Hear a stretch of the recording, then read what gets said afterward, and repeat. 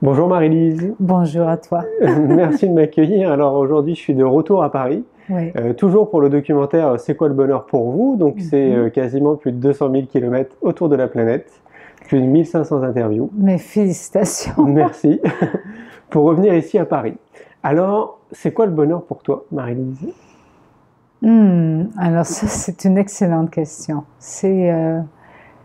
Pour moi, c'est une lumière à l'intérieur de moi qui s'allume euh, ou qui reste toujours allumée, mais qui devient plus étincelante par des moments de mon quotidien qui sont très, on dirait, simples, mais qui font que j'ai comme à l'intérieur de moi une forme de bulle de champagne et regarde, je montre ici, là, qui se meut, tu vois, qui Ouais. bouge à l'intérieur de moi et qui fait que je me sens dans la joie. Hmm. Mais il n'y a pas de raison extérieure qui vienne la stimuler, cette joie.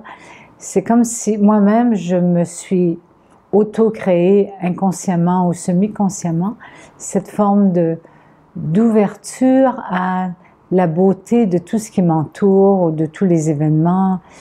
Je sais pas, je repose dans une forme d'expansion finalement. Et pour moi, c'est ça vraiment le bonheur. C'est Ouais. génial. Ça a toujours été comme ça?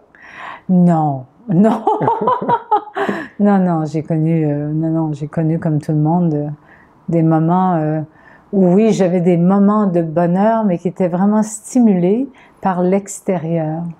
Du style?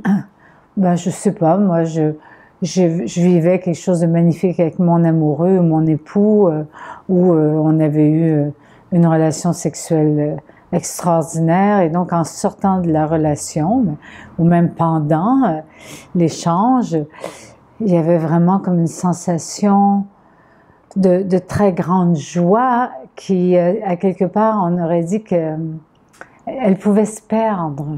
Ok. C'est ça.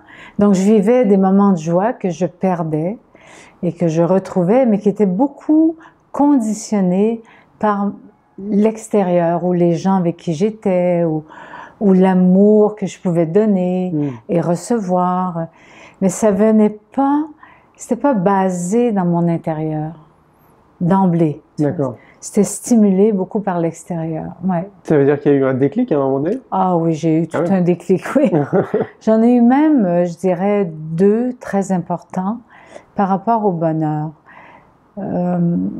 J'ai vécu à un moment donné un moment vraiment pas facile à expliquer, à la fois un moment de grâce et un moment d'horreur en même temps. Oula. Ça, c'est quand mon mari s'est fait tuer devant moi et que j'étais à son chevet, mais que c'était trop tard. La personne qui l'avait tué, le voleur en tout cas, était parti. Donc j'ai pu aller près de lui. Et là, c'était en République dominicaine et la nuit, elle était parfaite. Tu vois, c'était la pleine lune, il y avait des étoiles, il y avait le palmier sous lequel il était.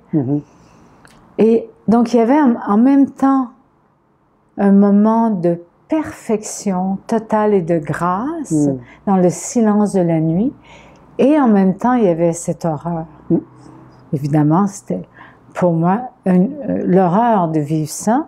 Et en même temps, j'étais habitée de la grâce.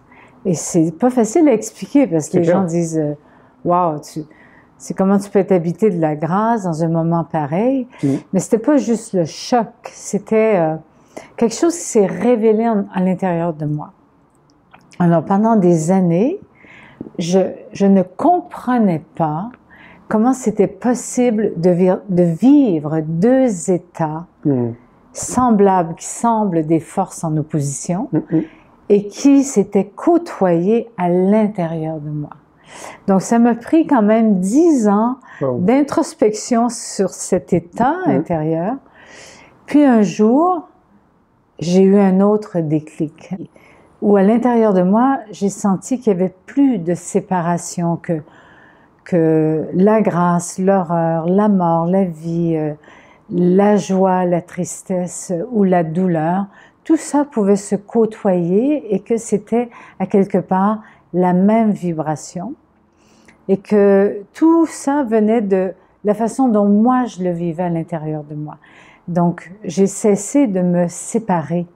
Je me suis comme réunifiée. Et depuis ce temps, je porte cette expansion à l'intérieur de moi qui, quelquefois, se referme pas très longtemps. Et d'ailleurs, les gens me le communiquent, ils me disent « Comment fais-tu pour être toujours aussi joyeuse, de rire, je ne peux pas l'expliquer, c'est-à-dire que c'est ce que je porte à l'intérieur de moi.